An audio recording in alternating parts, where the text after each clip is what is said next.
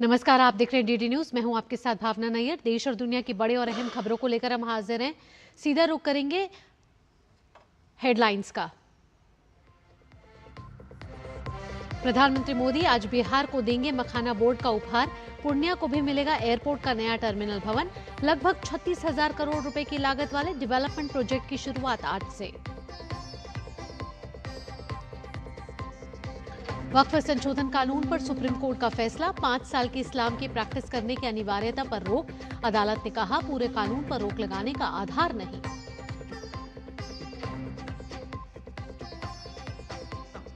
झारखंड में लाल आतंक पर तगड़ा प्रहार। 3 हार्डकोर इनामी नक्सली ढेर। AK-47 समेत बड़ी संख्या में हथियार बरामद। सर्च ऑपरेशन जारी। जम्मू कश्मीर के बडगाम से दिल्ली के बीच पहली नियमित पार्सल ट्रेन सर्विस आज से शुरू। देश भर में अब जल्दी पहुंचेंगे कश्मीर से सेब और अन्य फल।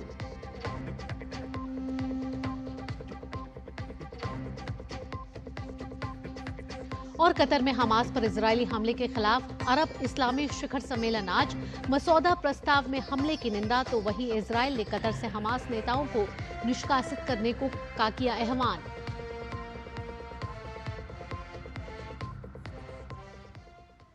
और अब सीधा रुख करेंगे लोकसभा स्पीकर ओम बिरला। इस समय national conference of parliamentary and legislative committee of women को संबोधित कर रहे हैं। हमारा सामाजिक मॉडल कैसा होना चाहिए, किस तरीके से हम समाज के अंदर शिक्षा, स्वास्थ्य की दृष्टि के अंदर क्या परिवर्तन कर सकते हैं। मेरा आपसे आग्रह है कि हम राज्य की सभी समितियां अपने अपने राज्य के अंदर महिला शिक्षा के 100% संकल्प के साथ कार्य योजना बनाएं। हमें अपने अपने राज्य के अंदर जनप्रतिनिधियों का सम्मेलन कर और जो सामाजिक क्षेत्र के अंदर जो काम कर रही महिलाएं हैं, जिन महिलाओं ने शिक्षा के क्षेत्र में अच्छा काम किया, जिन्होंने महिला शिक्षा के रूप में अच्छा काम किया, हमें गर्व होना चाहिए। ये देश वो देश है जहां पर महिला शिक्षा के लिए रोका जाता था। उस समय माता सावित्रीबाई फुले ने आंदोलन किया, संघर्ष किया, सामाजिक कुरीतियों के खिलाफ लड़ाई लड़ी और एक शिक्षिका के रूप में काम करते हुए आज देश यहां पहुंचा है कि हमारी हर महिला, हर बेटी शिक्षित है। और शिक्षित, दीक्षित और टेक्नोलॉजी से, विज्ञान से लेकर अंतरिक्ष तक दुनिया का कोई क्षेत्र नहीं जिस क्षेत्र के अंदर भारत की महिला नेतृत्व नहीं कर रही। ये दौर, ये कालखंड भी हमने देखा था, आज ये कालखंड भी हमारा है। इसलिए हमें प्रदेश के अंदर सामाजिक मुद्दों पर चर्चा करना चाहिए। हमने महिला शिक्षा के अंदर जिन महिला ने नेतृत्व अच्छा किया, जिन्होंने सामाजिक जीवन में परिवर्तन करने का काम किया, मेरा एक और आपसे निवेदन है। मैं अभी भी गांव में जाता हूं तो मैंने एक अनुभव देखा कि 65-70 साल की महिलाएं अभी बड़ी मात्रा में अशिक्षित है। आप सुन रहे थे लोकसभा स्पीकर ओम बिरला का, जो इस समय तिरुपति आंध्र प्रदेश में है और महिलाओं पर संसदीय और विधायी समितियों पर राष्ट्रीय सम्मेलन को संबोधित कर रहे थे, जहां महिलाओं की बढ़ती भागीदारी के बारे में लोकसभा स्पीकर कह रहे थे। साथ ही महिलाओं का राजनीति में किस तरीके से उनकी भागीदारी बढ़े और जनप्रतिनिधित्व बढ़े, ऐसे में यहाँ ओम बिरला बड़ी बातों का जिक्र करते हुए। आइए अब आगे बढ़ेंगे। आज बिहार के लिए बहुत बड़ा दिन है। पीएम मोदी आज अपने वादे के अनुसार बिहार को राष्ट्रीय मखाना बोर्ड का उपहार देने वाले हैं। साथ ही पूर्णिया में करीब 36,000 करोड़ रुपए के डेवलपमेंट प्रोजेक्ट की शुरुआत भी करने वाले हैं। आइए देखते हैं इस पर हमारी एक खास रिपोर्ट। प्रधानमंत्री नरेंद्र मोदी बिहार के सीमांचल को मजबूत कनेक्टिविटी की सौगात देंगे। प्रधानमंत्री बिहार दौरे में पूर्णिया हवाई अड्डे के नए सिविल एनक्लेव में अंतरिम टर्मिनल भवन का उद्घाटन करेंगे।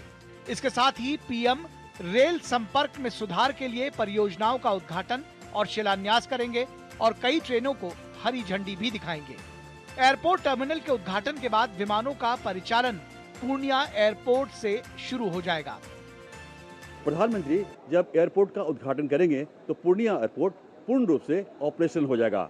सबसे पहले जो फ्लाइट है वो पूर्णिया से कोलकाता के लिए है, फिर अहमदाबाद से पूर्णिया के लिए है। आने वाले दिनों में जैसा कि माना जा रहा है कि पूर्णिया कोलकाता और पूर्णिया अहमदाबाद के अलावा भी दिल्ली और मुंबई जैसे शहर इस नेटवर्क से जुड़ेंगे।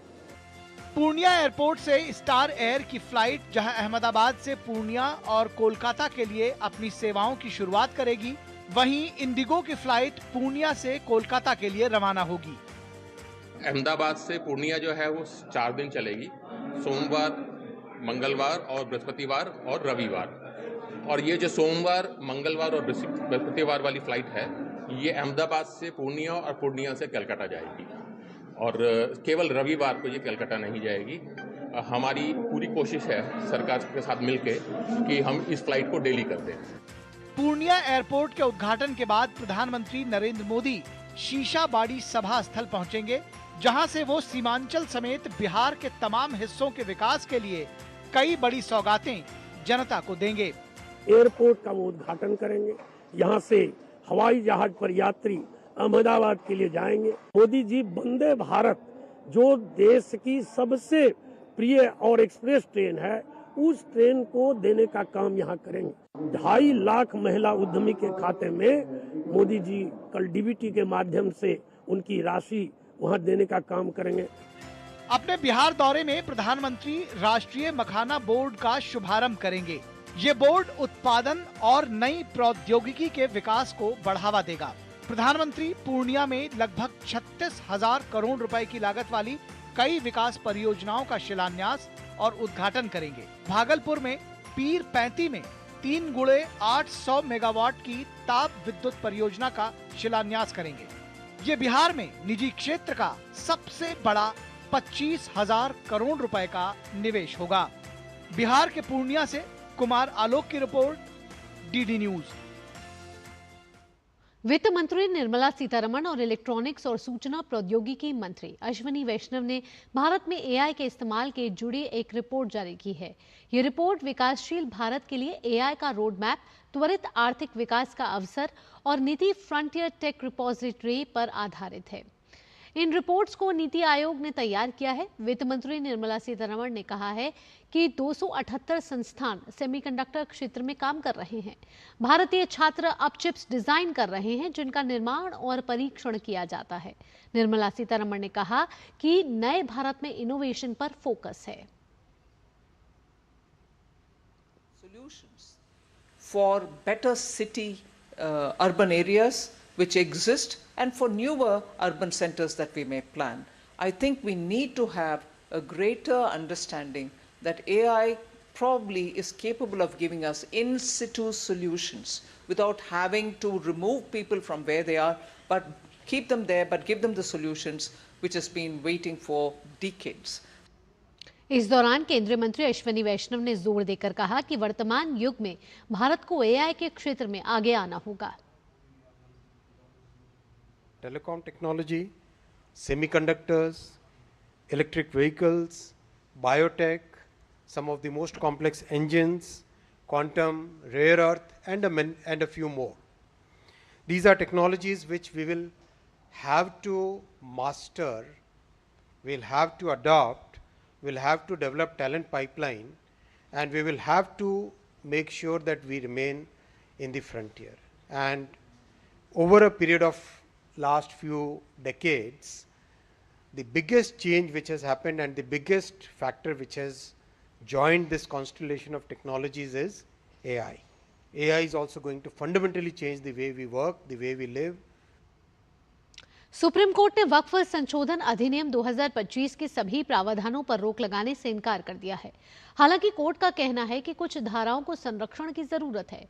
चीफ जस्टिस बीआर गवई की अध्यक्षता वाली बेंच ने अपने आदेश में कानून के उस प्रावधान पर रोक लगा दी है जिसके तहत वक्फ बनाने के लिए किसी व्यक्ति को 5 साल तक इस्लाम का अनुयायी होना जरूरी था। सुप्रीम कोर्ट ने कहा है कि यह प्रावधान तब तक स्थगित रहेगा जब तक यह तय करने के लिए नियम नहीं बन जाते कि कोई व्यक्ति इस्लाम का अनुयायी है या नहीं। Any waqf has to be taken by the government, or the possession has to be taken back. That the procedure laid down in the Waqf Act, including the amendment of the Waqf, that procedure has to be followed by the tribunal as well as by the Honorable High Court. So after judgment of the tribunal only, that order can be given effect to. So that is the very clear order today by the Honorable Supreme Court. And very important order that those works are now has to be registered. Meaning thereby those works which are not registered, they will not be treated as work property. Acharya Devvrat ने आज महाराष्ट्र के राज्यपाल पद की शपथ ली है। Bombay high court के मुख्य न्यायाधीश चंद्रशेखर ने राजभवन में उन्हें शपथ दिलाई। देवव्रत ने संस्कृत में शपथ ली। शपथ ग्रहण समारोह में मुख्यमंत्री देवेंद्र फडणवीस, मंत्री, वरिष्ठ अधिकारी और पुलिस अफसर मौजूद रहे। दरअसल देश के अगले उपराष्ट्रपति चुने गए सीपी राधाकृष्णन के इस्तीफे के बाद राष्ट्रपति द्रौपदी मुर्मू ने आचार्य देवव्रत को महाराष्ट्र का अतिरिक्त कार्यभार सौंपा था। 66 वर्षीय देवव्रत 2019 से गुजरात के राज्यपाल हैं। हिंदी और इतिहास में पोस्ट ग्रेजुएट, साथ ही प्राकृतिक चिकित्सा और योग विज्ञान में डॉक्टरेट की उपाधि रखते हैं।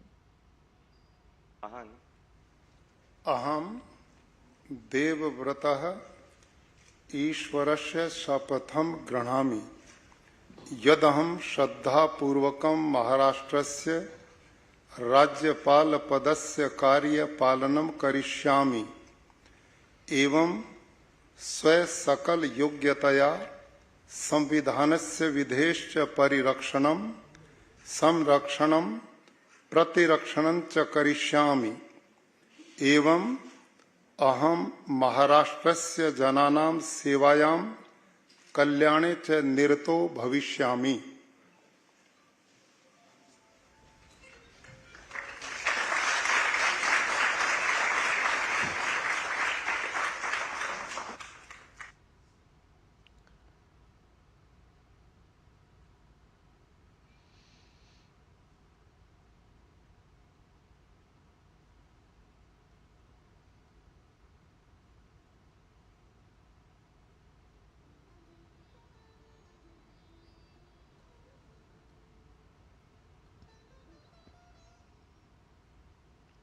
तृणमूल कांग्रेस टीएमसी के पूर्व सांसद और बंगाली फिल्म अभिनेत्री मिमी चक्रवर्ती पूछताछ के लिए प्रवर्तन निदेशालय ईडी के दिल्ली दफ्तर पहुंची। ईडी ने टीएमसी सांसद को अवैध सट्टेबाजी ऐप से जुड़े एक मामले में समन भेजा है। आपको बता दें कि मिमी चक्रवर्ती पूर्व सांसद हैं और मिमी चक्रवर्ती का नाम एक ऐसे ऑनलाइन बेटिंग प्लेटफॉर्म से जुड़ा है जिस पर धन शोधन और टैक्स चोरी जैसे गंभीर आरोप है। ईडी को शक है कि मिमी चक्रवर्ती ने ऐप से जुड़ा प्रमोशनल कंटेंट किया है जिससे लोगों को इसमें निवेश के लिए आकर्षित किया गया।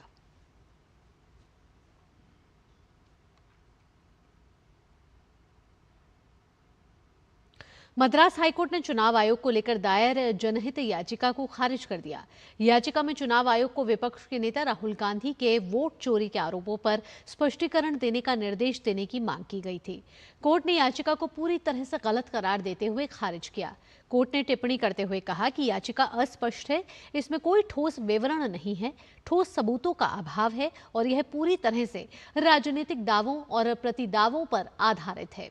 पिछली सुनवाई के दौरान अपने आदेश में पीठ ने कहा था कि यह चुनाव आयोग को स्पष्टीकरण जारी करने के लिए बाध्य करने का आधार नहीं हो सकता।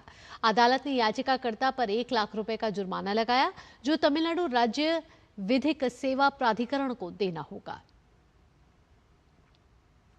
जम्मू कश्मीर के बडगाम को दिल्ली के आदर्श नगर से जोड़ने वाली पहली नियमित संयुक्त पार्सल उत्पाद रैपिड कार्गो सेवा पार्सल ट्रेन का आज श्रीनगर रेलवे स्टेशन पर उद्घाटन किया गया।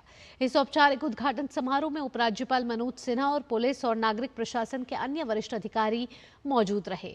इस सेवा के शुरू होने से जम्मू कश्मीर के आर्थिक एकीकरण और विकास की यात्रा को गति मिलेगी। ये मालगाड़ी सेवा परिवहन को तेज, सुरक्षित और अधिक किफायती बनाएगी। इस सेवा से कश्मीर के सेब और अन्य फल दिल्ली और देश के अन्य भागों तक बेहतर स्थिति में पहुंचाए जा सकेंगे।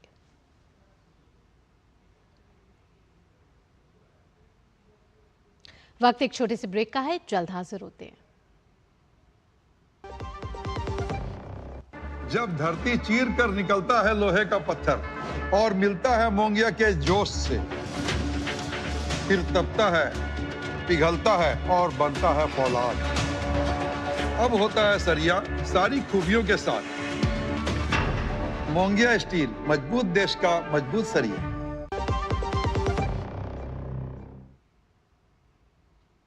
और अब बात जीएसटी सुधारों की। देश में टैक्स व्यवस्था को सरल बनाने की दिशा में बड़ा कदम उठाते हुए सरकार ने जीएसटी दरों में व्यापक कटौती की है। सरकार के इस फैसले का छत्तीसगढ़ के व्यापारियों और दुकानदारों ने स्वागत किया है। कहा कि आगामी त्योहारी सीजन में लोगों को इसका फायदा मिलेगा। अभी तो जीएसटी में हमारे सरकार ने, भारत सरकार ने जो सुधार किया है और जो नई जीएसटी ला रही है, इससे सबसे पहले तो हमारी जो जनता है, जो हमारे उत्पादक हैं और आम जो उपभोक्ता हैं, उनको बहुत फायदा होगा, क्योंकि जीएसटी की दरों को हमने सिंप्लीफाई कर दिया है, सरलीकरण किया है। और सरलीकरण से अब यह होगा कि जो आने वाले समय है उसमें हमारा उत्पादन बढ़ेगा और हम जो विदेशों पर बहुत चीजों पर निर्भर थे, खास करके अभी जो वर्ल्ड का दबाव हमारे ऊपर पड़ रहा था, तो इससे जो है हमारा जो है निर्यात बढ़ेगा, आयात कम होगा।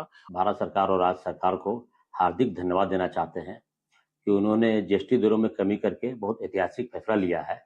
जीएसटी दरों में कमी होने के कारण रोजमर्रा की जरूरतों के सामान की कीमतें घटेगी, जिससे उपभोक्ताओं को, आम जनता को भी बहुत फायदा पहुंचेगा और व्यापार जगत के निर्णय व्यापार को प्रोत्साहन देगा। इससे सूक्ष्म, लघु, मध्यम उद्योग जो होते हैं उनको मजबूती मिलेगी, रोजगार के नए अवसर प्राप्त होंगे। इससे आम उपभोक्ताओं को बहुत सारे फायदे होने वाले हैं। अभी आगे त्योहार का सीजन आ रहा है, जिसमें जो भी खरीदी होगा उसमें सब में टैक्स कम होगा, तो स्वाभाविक सी बात है कि सभी लोगों को, आम जनता को इसमें फायदा मिलेगा। मैं इस केंद्र सरकार के इस फैसले का स्वागत करता हूँ।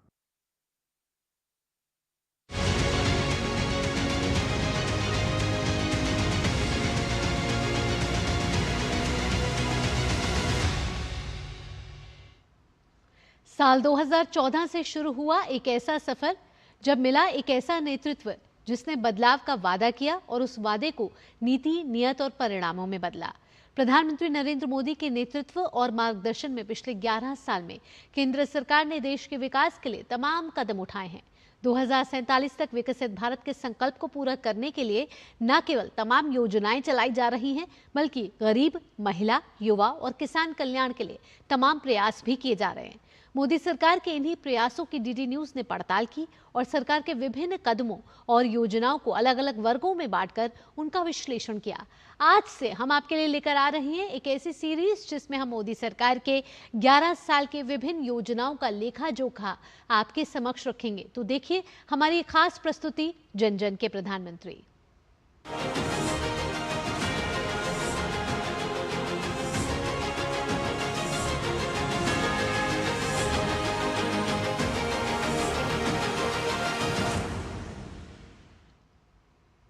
स्वच्छता किसी व्यक्ति को न सिर्फ मानसिक, शारीरिक और आध्यात्मिक रूप से मजबूत बनाती है, बल्कि स्वच्छ और स्वस्थ समाज के निर्माण में महत्वपूर्ण भागीदारी भी निभाती है।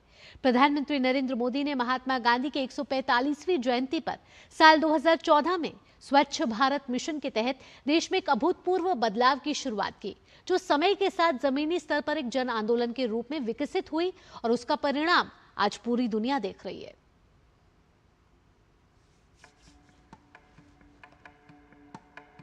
देश को कूड़ा और कचरे से मुक्त करने और एक स्वच्छ और स्वस्थ भारत के निर्माण का सपना लिए प्रधानमंत्री नरेंद्र मोदी द्वारा 2 अक्टूबर 2014 को शुरू किया गया स्वच्छ भारत मिशन देश के सबसे बड़े जन आंदोलनों में से एक है, जिसका उद्देश्य खुले में शौच को समाप्त करना, शौचालयों का निर्माण, ठोस अपशिष्ट प्रबंधन और नागरिकों के बीच स्वच्छता संबंधी व्यवहार सुनिश्चित करना था। अब ये अभियान ओडीएफ से भी आगे बढ़कर ODF plus, ODF model village और स्वच्छ सुजल गांव की ओर अग्रसर है। He was very clear this cannot be a sarkari program. We have to involve people. And when he said people, he meant across all sections, the rural, it was urban, it was, very simple. And then how do we motivate and how do we magnify the message? How do we make it more impactful?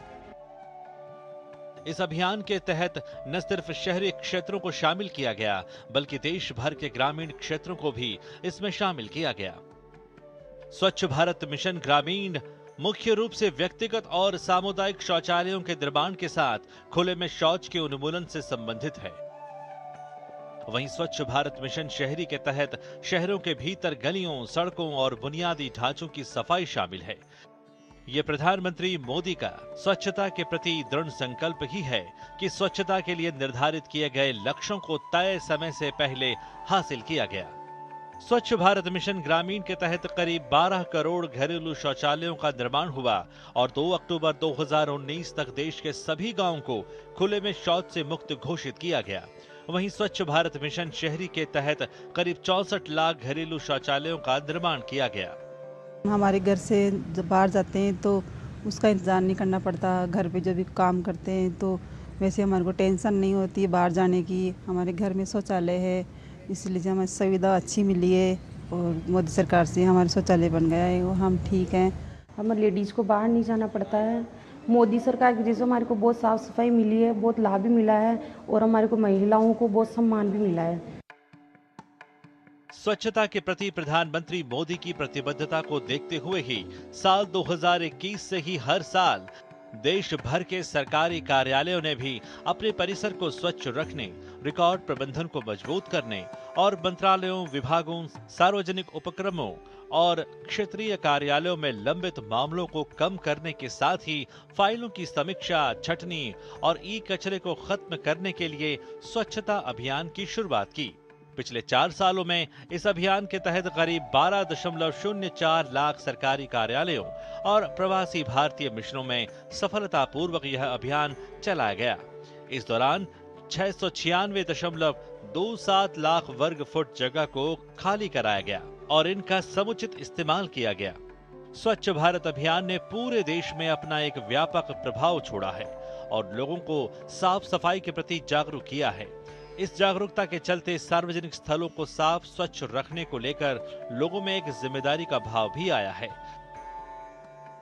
स्वच्छता आज दैनिक जीवन का एक बुनियादी पहलू बन गई है और इसका श्रेय प्रधानमंत्री नरेंद्र मोदी को जाता है, जिन्होंने सही कहा है कि देश जितना साफ होगा उतना ही चमकेगा। Bureau report, TD news.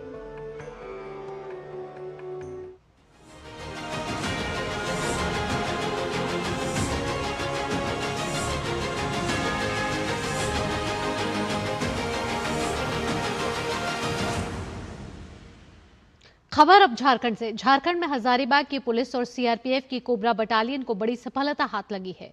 सुरक्षा बलों ने लाल आतंक पर ऐसा प्रहार किया है कि नक्सली इस जख्म को याद रखेंगे। पातीत्री के जंगली इलाकों में आज सुबह हुई मुठभेड़ में सुरक्षा बलों ने 1 करोड़ रुपए के इनामी सहदेव सोरेन समेत 3 हार्डकोर नक्सलियों को मार गिराया है। अन्य 2 नक्सलियों की पहचान 25 लाख रुपए के इनामी रघुनाथ हेम्ब्रम उर्फ चंचल और 10 लाख रुपए के इनामी बिरसेन गंजू उर्फ राम खिलावन के तौर पर हुई है। सहदेव सोरेन सीपीआई माओवादी का सेंट्रल कमेटी मेंबर था। जिस जगह मुठभेड़ हुई है वो जंगल बोकारो और गिरिडीह के सीमावर्ती क्षेत्र में स्थित है। सुरक्षा बलों की टीम आज जब सर्च ऑपरेशन के लिए निकली तो उनके पास नक्सलियों की मौजूदगी की जानकारी थी। गोपनीय सूचना मिली थी कि 1 करोड़ का इनामी सहदेव सोरेन किसी बड़ी माओवादी घटना को अंजाम देने की तैयारी में है, जिसके बाद इस मिशन को सफलतापूर्वक अंजाम दिया गया।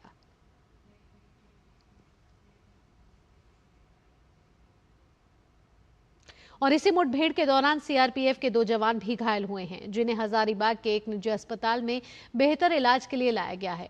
दोनों जवान खतरे के बाहर बताए जा रहे हैं। घायल जवान का नाम अजय भौतिक और सुब्रतो विश्वास है, जो 209 कोबरा बटालियन के जवान हैं। हथियार के साथ कुछ सामान भी बरामद किया गया है।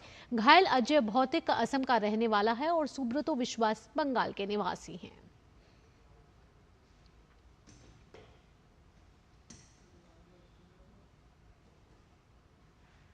यूपीआई यूजर्स आज से एक दिन में 10 लाख रुपए तक भुगतान कर सकेंगे। एनपीसीआई ने person to merchant P2M payment की कई कैटेगरी में डेली लिमिट 2 लाख रुपए से बढ़ाकर 10 लाख रुपए कर दी है। इस फैसले से बीमा, निवेश और क्रेडिट कार्ड भुगतान जैसे बड़े लेन देन भी यूपीआई के जरिए किए जा सकेंगे। कैपिटल मार्केट में निवेश और इंश्योरेंस प्रीमियम भुगतान की लिमिट 2 लाख से बढ़ाकर अब 5 लाख रुपए कर दी गई है। हालांकि एक दिन में अधिकतम 10 लाख रुपए तक ही भुगतान हो सकेगा। सरकारी ई मार्केट प्लेस पर अब प्रति लेन देन 5 लाख रुपए तक भुगतान की सुविधा होगी। ट्रैवल सेक्टर में भी लिमिट 1 लाख से बढ़ाकर 5 लाख रुपए कर दी गई है। यहां भी प्रतिदिन अधिकतम 10 लाख रुपए का भुगतान किया जा सकेगा। अब यूपीआई के जरिए क्रेडिट कार्ड बिल का भुगतान 5 लाख रुपए तक किया जा सकेगा। हालांकि 24 घंटे में कुल लिमिट 6 लाख रुपए तक तय की गई है। इसी तरह लोन और ईएमआई कलेक्शन के लिए भी 5 लाख रुपए प्रति ट्रांजैक्शन और 10 लाख रुपए प्रति दिन की सीमा लागू होगी। ज्वेलरी खरीद की बात की जाए तो इस पर यूपीआई लिमिट अब 2 लाख रुपए और एक दिन में अधिकतम 6 लाख रुपए होगी। वहीं डिजिटल ऑनबोर्डिंग के जरिए टर्म डिपॉजिट जैसी बैंकिंग सेवाओं पर 5 लाख रुपए प्रति ट्रांजैक्शन और प्रतिदिन की सीमा तय की गई है। हालांकि पर्सन टू पर्सन पेमेंट की सीमा पहले की ही तरह 1 लाख रुपए प्रतिदिन ही रहेगी।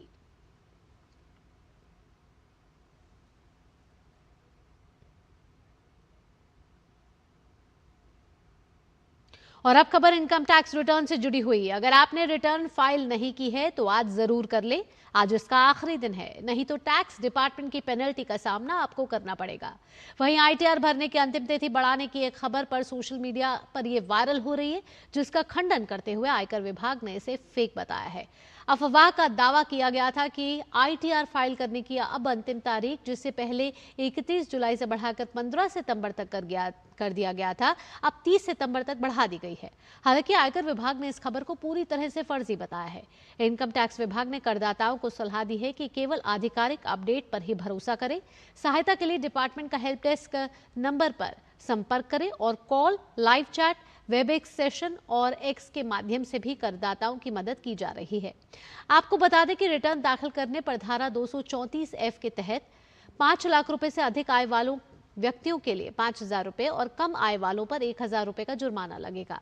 विलंबित या संशोधित रिटर्न 31 दिसंबर 2025 तक दाखिल किए जा सकते हैं। अंतर्राष्ट्रीय खबरों में कतर में आज से अरब इस्लामिक समिट हो रही है, जिसमें 50 से ज्यादा मुस्लिम देश इकट्ठा हो रहे हैं। यह शिखर सम्मेलन ऐसे समय में हो रहा है जब इजराइल ने मंगलवार को कतर पर हवाई हमला कर हमास के वरिष्ठ नेताओं की हत्या करने की कोशिश की थी। इस हमले के बाद अरब देशों के साथ साथ अमेरिका समेत पश्चिमी देशों ने भी निंदा की है। कतर के प्रधानमंत्री शेख मोहम्मद बिन अब्दुल रहमान बिन जसीम अल थानी ने न्यूयॉर्क में ट्रंप से मुलाकात के बाद कहा कि कतर इस हमले का सामूहिक जवाब देगा, जिसने पूरे क्षेत्र को खतरे में डाल दिया है। वहीं इजराइल के प्रधानमंत्री बेंयामिन नेतन्याहू ने कतर की सरकार को चेतावनी दी है कि या तो हमास नेताओं को वहां से निकालो या उन्हें न्याय के कटघरे में लाओ, वरना इजराइल उन्हें मार देगा। इसी के साथ इस बुलेटिन में इतना ही। अगला कार्यक्रम आप देखने वाले हैं मिड डे प्राइम, मेरी सहयोगी ऋतु वर्मा के साथ। दीजिए अनुमति, नमस्कार।